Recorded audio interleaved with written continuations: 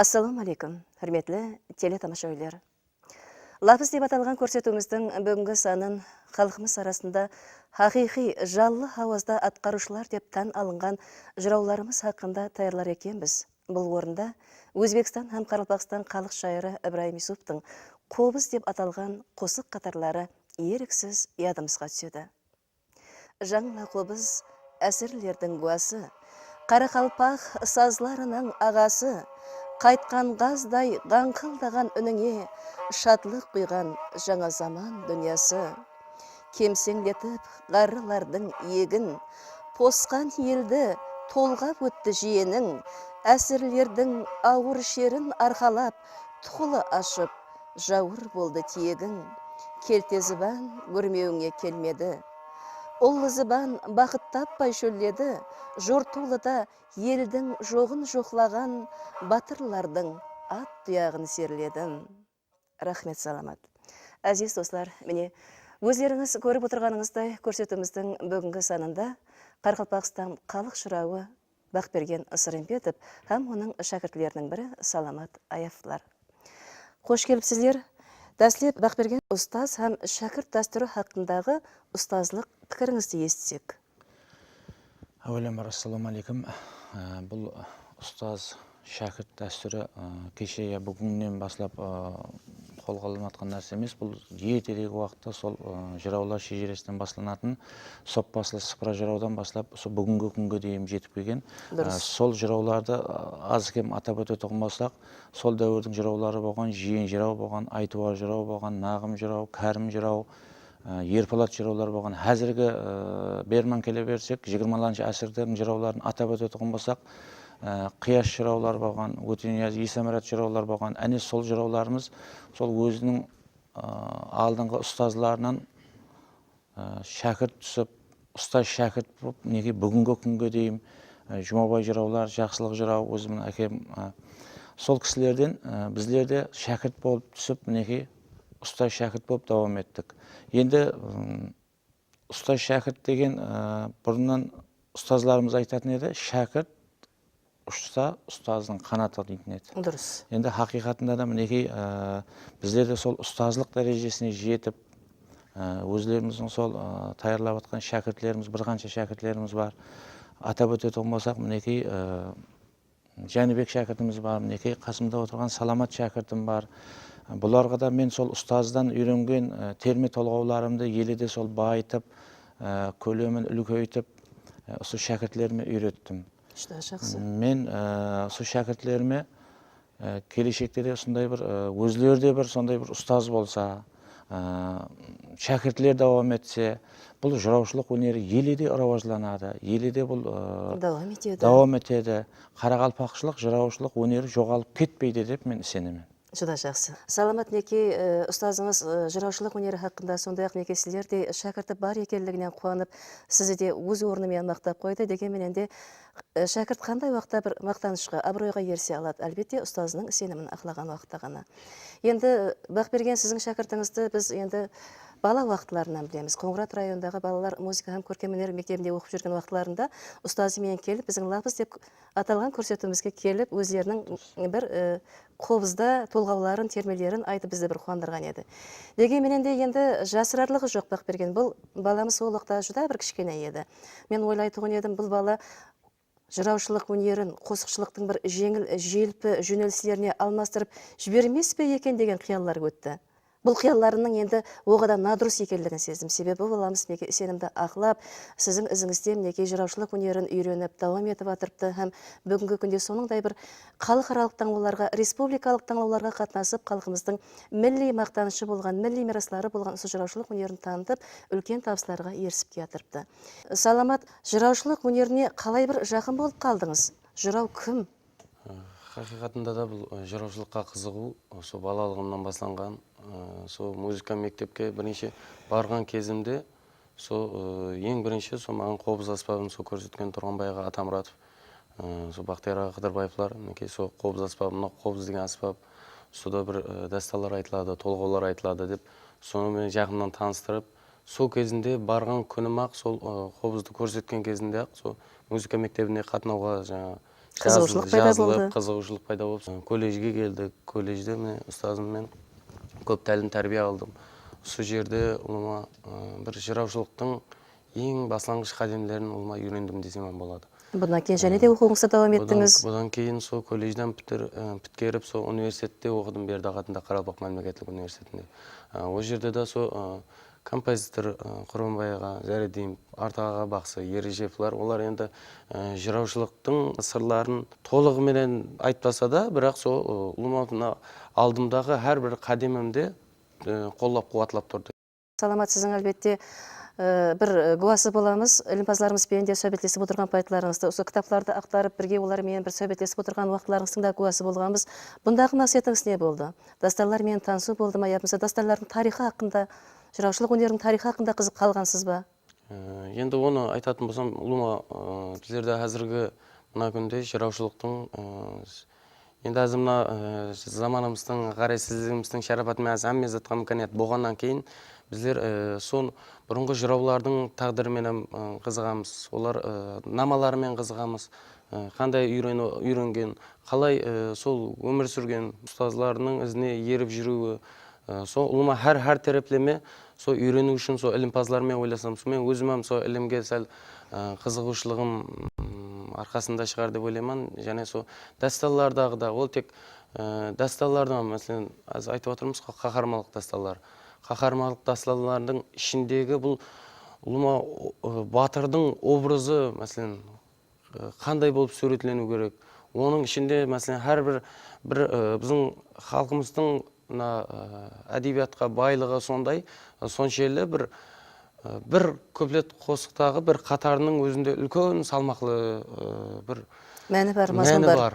Соның үшін сол ілімпазлармен сол жақларын ойласқанымызда, сол затларға үлкен бір өзлемісте жұмақ шығардық. Демек, бұл өнерді жетістіріп бару мақсатында осындай ізленулер менен шұғылданып жатырсыз. Жүда жақсы, Саламат, енді айне уақытта біздің көрсетуімізге таярлап келген толғауларыңыздың бірін тыңлап алсақ, кейін сөйбетімізді давам етсек бақ берген.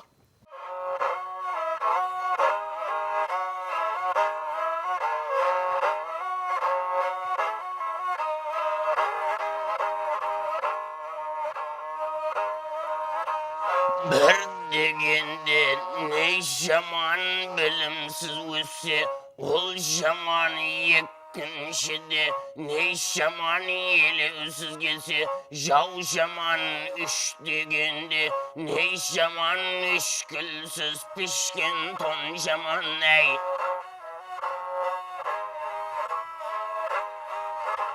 Tört degende ne zaman törelesip, barganda jarlını basıp, ayakkabıydın karap, koynuna bir hasıldı, söz binen bir dasıldı, üspenen bilgin bu sağ sol zaman ney.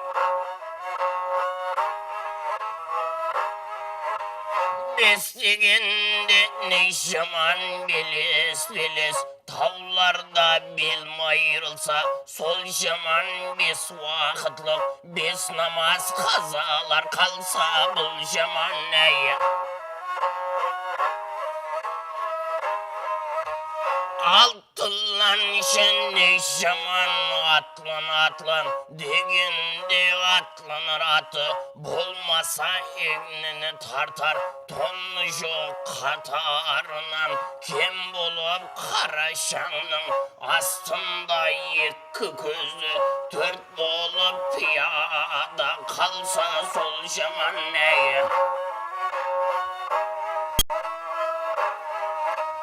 Jettilen ne zaman jettim, degende jetken, ayrılgan şappay jelmey, ayrılgan kanatından, kayrılgan jer tayanıp, turalmay atın aytıp, zarlanıp keyninde kalgan kart zaman neye? Sekizin ne zaman жеткізленші халайық сәргелдеңлік көп яман ақ үйіңді жинаған аппақ сүтін ол берген аппақ шашлы сол анаң сыймаса құрған үйіңе әй есектің алдында ақыл беріп балалар деп қиқу салып ол тұрса жалғыз құрған анаңның көз жасына ол қалып 80-ге келген күнінде сәргелден етсін сол жаман әйе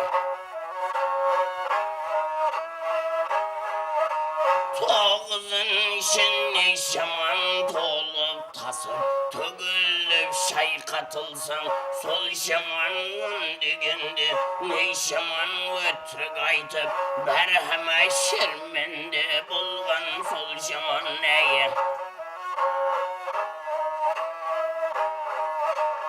ақ үйіңе көк жаман аппақ жүзге даг жаман 25-те 30-дай жаннан айрылған жаман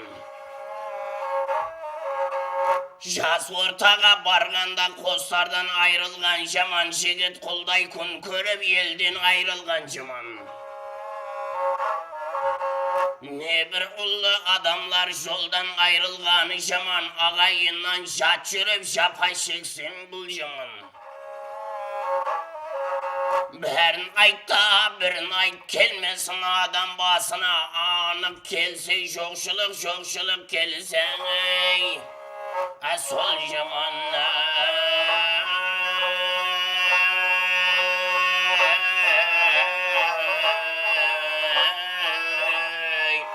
сол жаман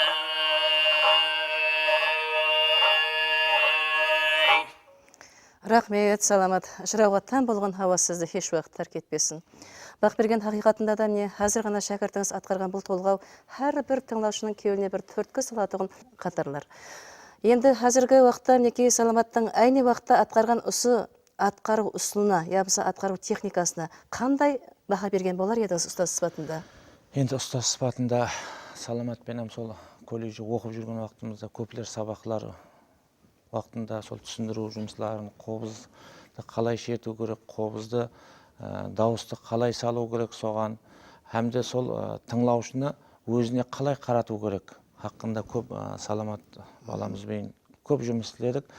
Енді мен Саламаттың бұл атқаруына келетін болсақ, хақиқатында да бұл атқару жолы Есемірат жыраудың жолынан таңладық.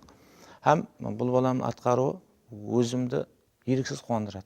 Енді бақ берген осы жерде менің де бір пікірім барды.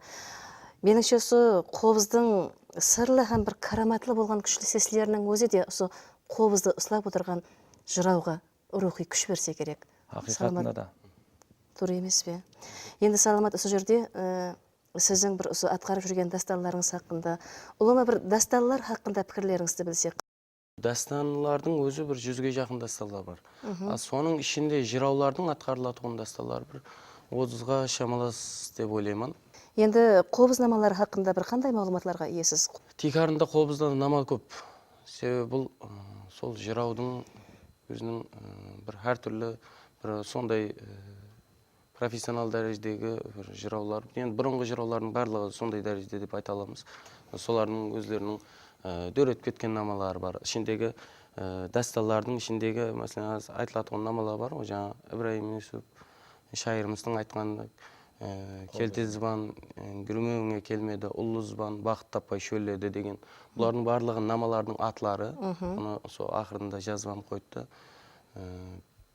Сол ұлыма бұларды сол көз айдын дегенлер, айға шап дегенлер дастанның ішіндегі намалар.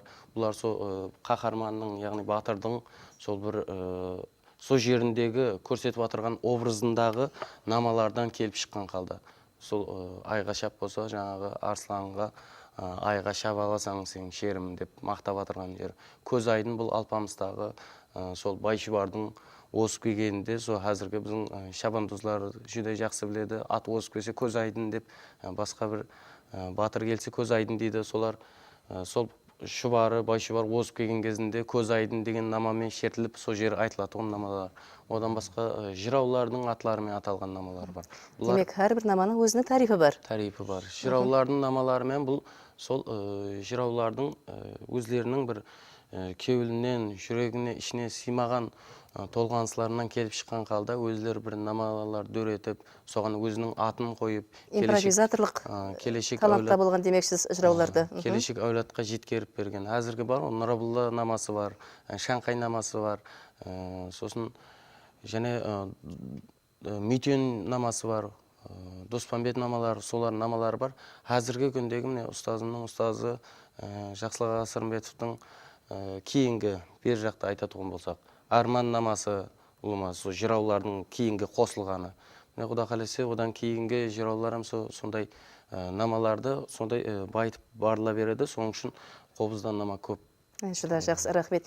Бақ берген қазір неке біздің режиссеріміз тарапынан шәкіртіңіз Саламаттың республикалық һәм халықаралық таңдауларға қатынасып, бұл жерлерден бір үлкен табыстарға ерісіп қайтқанлығы хақында жақсы бір телесюжет даярланған. Қазір оны біргелікте көріп, соң шәкіртіңіздің табыстары хақында пікірімізді дауам етсек.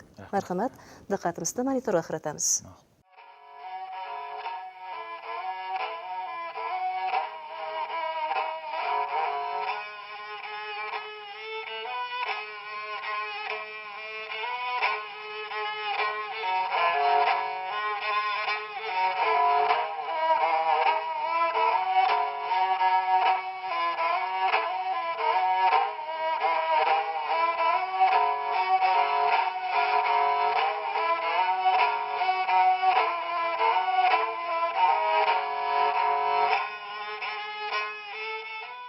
Шәкіртіңіздің табыстары хақында айтып өтсеңіз.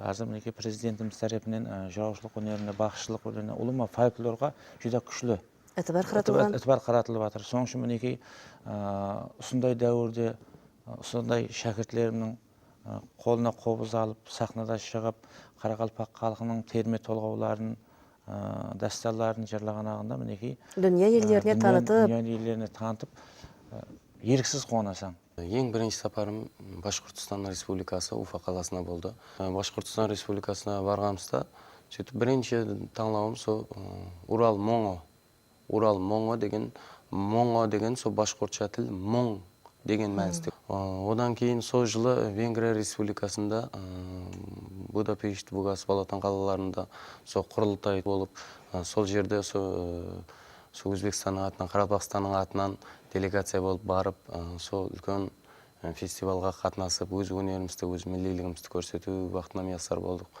Оның бер жағында 2013 жылы міне сол шарқ таналары 9-шы халықаралық таңдауда бір қуанарлы тарепсі, бұл шарқ таналарында мен қуанғаным.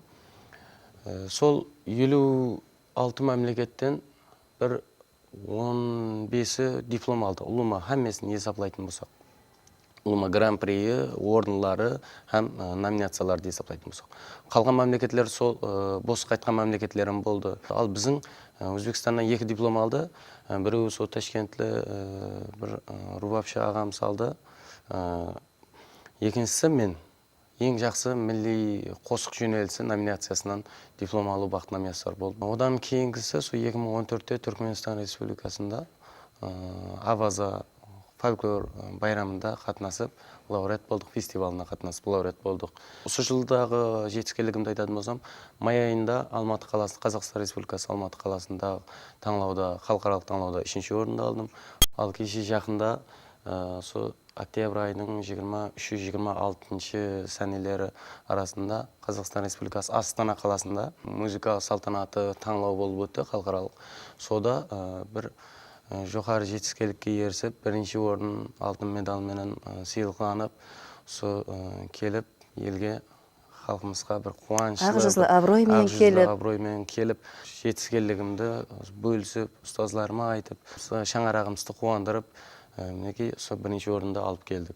Рахмет, Саламат. Бұл табыстарыңыздың елі де көбейе беруінің тілекшісіміз. Міне осы жерде біздің студиямызда Нөкіс Мәдениет һәм көркемөнер колледжінің милли музыка бөлімі, яғни сіздің шәкіртлеріңіз де қатынасып отыр. Оның арасында мен де жырау боламын деуші балаларымыздың да барлығы бізді қуандырады. Мінекей сол шәкіртлеріңіздің бірін-бір сөйбетке тартып, әне уақытта мінекей ұстазларыңыздың ерсі батырған табыстары сілерге қандай түрткі жасап жатыр деген сұрауға бір жауап алмақшы едім. Қалай көресіз, мақұл болса? Мархамат. Мен Енірбаев Дауранбек, Нөкіс мәдениет һәм көркемөнер колледжінде 2-ші курс милли музыка бөлімінде оқып жатырмын. Ұстазым Бақберген Сырымбетовтен қобыздың көплеген сырларын, терме толғауларды, дасталардан үзінділерді үйреніп жатпан. Ұстазыма ұқсап, белгілі жырау, халық сүйетін жырау боламын деген ниетте отпан. Ұстазыңызға ұсынай бір таңдауларға қатынасу бір қызығушылығы пайда болды ма қазір сізде? Сондай жетістіктерге ересемін деп сендіргің келеді. Ниетлеріңізге жеттің. Рахмет. Бақберген, енді осы жерде біз әлбетте сізді шәкіртіңізбен бірге мұрат еткендегі және бір себебіміз сіздің де атқаруыңызда бір дастарлардан үзінділер ме, яки терме толғаулардан ба бір тыңлап алсақ.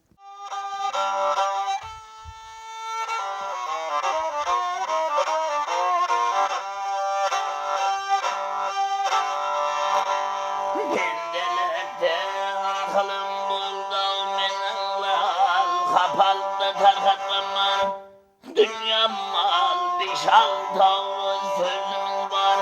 Aytayım yedi şamşıranım kullansana.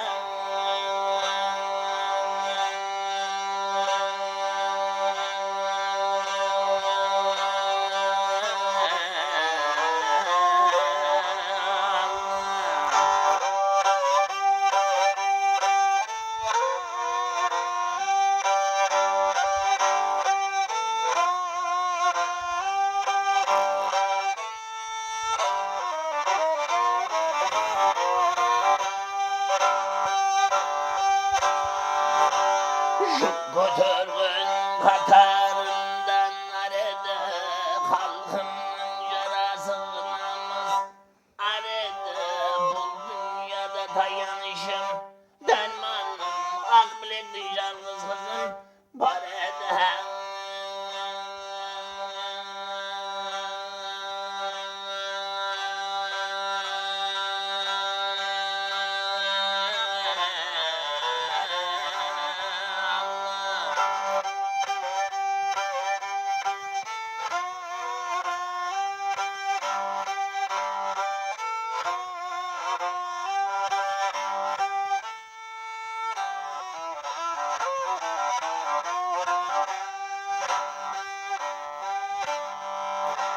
Bakana şılpıktın kara tavıdı, adam insanla bilgili şavıdı, kakpaklı da bu düşmanım barıdı, atmayacağım kara diyen davıdı.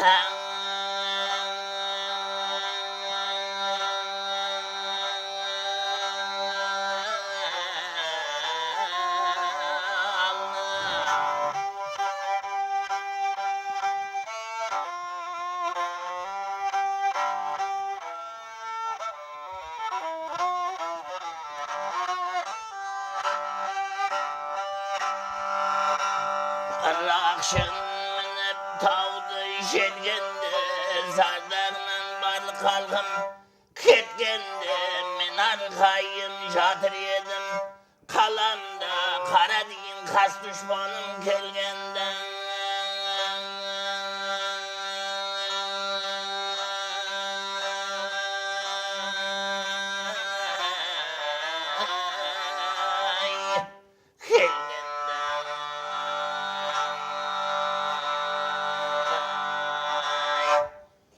Рахмет, Бақберген. Талантыңыз еш уақытта талмасын. Өзіңіз атқарған неке қаһарманлық дастанының әсіресе жастар тәрбиесіндегі ахметі неде деп білесіз? Ақиқатында да бұл мінекей дастанды оқып қараған ақтап, сол жастарымызды көптеген бір жақсы тәрбиялық ахметлері бар. Бұл отан сүйушілікке, бұл қаһарманлыққа, мехір мұхаббат, отан сүйушілікке бұл деген жақсы сөздер бар. Дұрыс. Мен ойлаймын, жақсы фазилетлермен тәрбиелайды деп сенемен. Бақ берген енді осы жерде Саламаттың да осы көрсетуімізге таярлап келген бір дастаннан өзінді тыңлап алсақ, мархамат Саламат.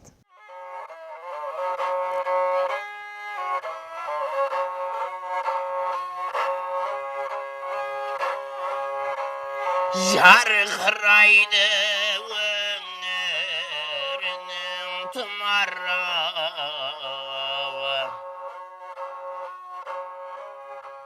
тарқағанда ер жігіттің құмарауы. Осы жасларынан келіп гүлайым, дүнияның жүзінен тұстау хабары.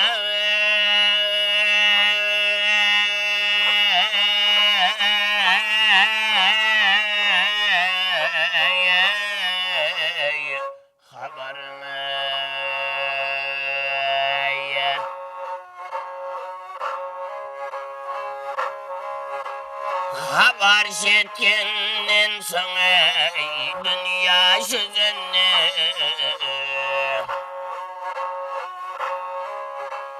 әркім ашық гүлайымның өзіне.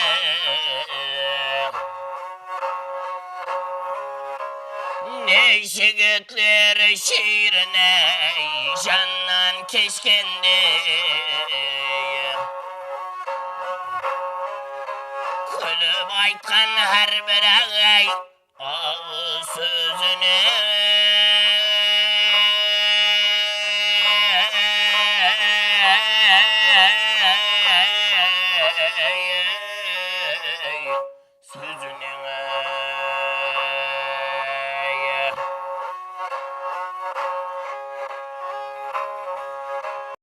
Көрген жанлар келбетіне тойғандай, арсал беріп ақылай құшын жойғандай.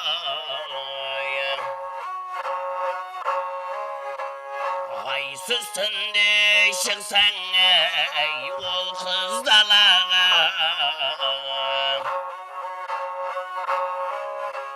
қараңғы үйге қасылағай гауһар қойғанда.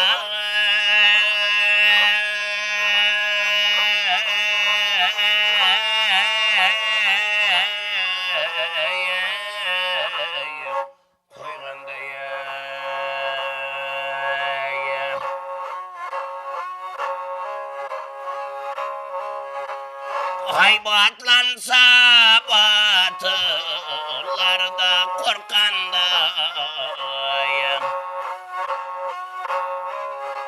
қолы болып есі теуі шаққандай,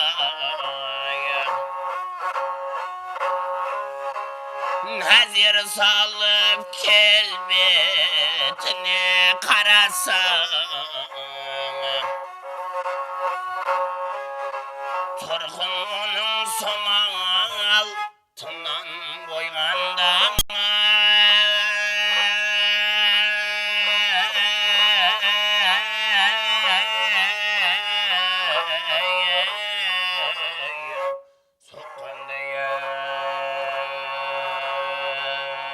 Рахмет, Саламат. Халқымыздың қаһарманлық дасталарын қадірлеу де осындай бір жыраушылық талант, жыраушылық бітайлық сіздің бір ең жақын жолдасыңыз болсын. Бақ берген сізге біз әлбетте өзіміздің соныңдай миннетташылығымызды білдіргіміз келеді. Міне осындай Саламат Аяпов шәкіртлерді жетілістіріп жатырыпсыз. Сонымен бірге оның ізінен де осындай кішкене шәкіртлерімізді жетілістіріп жатырыпсыз.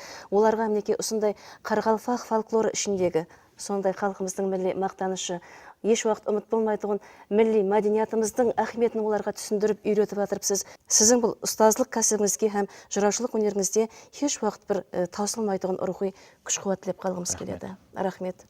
Әзиз достар, міне жоғарыда өздеріңіз көріп куәсі болғаныңыздай, фольклорымыз бұл халқымыздың рухи байлығының бірі деп айтатын болсақ, бұныңдай милли мақтанышымыз һәм бұныңдай еш уақыт ұмыт болмайтұғын мәдени мирасларымыз бүгінгі дауымлаушылар тарапынан атқарылып һәм дәвам етіп, соның менен бірге халқымыз тарапынан қадірленіп бара береді деп сенеміз. Бұл жолда біз әлбетте жырауларға тән болған хақиқи хауаз еш уақыт тәрк етпесін дегіміз келеді. Соның менен бірге студиямызға қатынасып отырған бүгінгі жастарымызға да, келешек бақсыларымызға, келешек жырауларымызға да келешек паруазлар тілеп қаламыз. Осының менен біз Лапыз деп аталған көрсетіміздің бүгінгі санын жұмақлаймыз. Әмме уақытта сау саламат болыңлар.